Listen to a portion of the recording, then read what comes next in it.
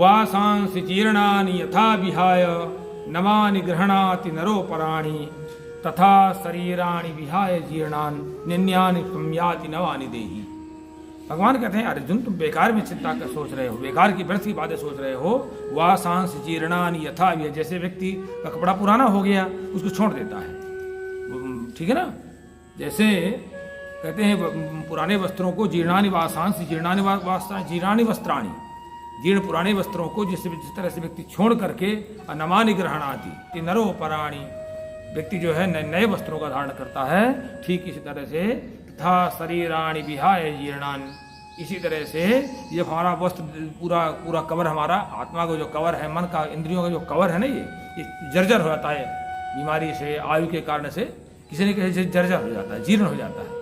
फट जाता है कहीं न कहीं से, फिर बार बार मरम्मत करानी पड़ती है, बार बार टेक लगा, कहीं पुट्टी करानी पड़ती है, पता नहीं कितनी पुट्टी कराएंगे, बार पुट्टी लग जाती है पूरे शरीर में,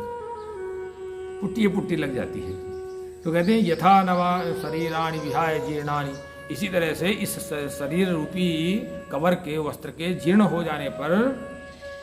बस जो देही आत्मा है तुरंत इसको छोड़कर दूसरे जगह चले जाता है, दूसरे शरीर को धारण कर लेता है आदमी, बस दूसरे शरीर को धारण कर लेता है। तो इसलिए नैनम छिन्दन्ति शस्त्राणि नैनम दहति पावकः न चैनम क्लेदयन्ति आपो न शोषयति मारुता। कहते हैं इस आत्मा को नैनम छिन्दन्ति, न कोई इसको छेद सकता है हथियार से, न इसको कोई अग्नि से जला सकता है, और न चैनम क्लेदयन्ति आपो, न इसको जल है वो इसको गीला कर सकता, और न वायु उसको सुखा सकता। हमारे जो आयुर्वेद के छात्र शिष्य आए हुए हैं तो इनसे मैंने यही पूछा कि सुखाने का काम कौन करता है, तो मैंने यही उदाहरण दिया था कि सुखाने का हमेशा वायु करता है, अग्नि नहीं सुखाती है, यही मैंने उदाहरण दिया था। न शोषयति मारुता, हमेशा सुखाने का काम वायु करेंगे। इसलिए अच्छेद्योयम अदाह्योयम अक्लेद्यो सोस्य एव च नित्य सर्वगत स्थानो रसलोयम सनातन। भगवान कहते हैं ये आत्मा जो है न तो इसको छेदा जा सकता, और थोड़ा विश्लेषण कर देते हैं, न इसको गीला किया जा सकता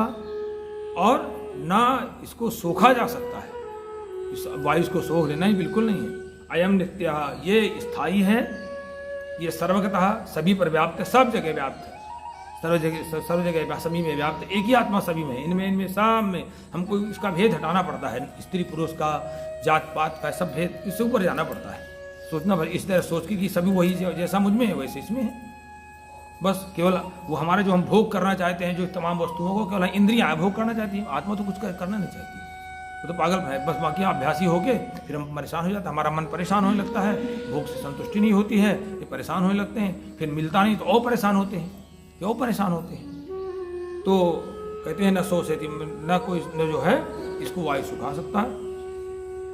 न इसको जो है सोखा जा सकता है। और हाँ, तो कहते हैं ये सर्वव्यापी है और अचला, ये अचल है, ये अचल है, अनपायनी जिसको कल कहते हैं, स्थिर, जिसको दूसरे को ना प्राप्त, हाँ, तो स्थाणु ये स्थिर रहने वाला है।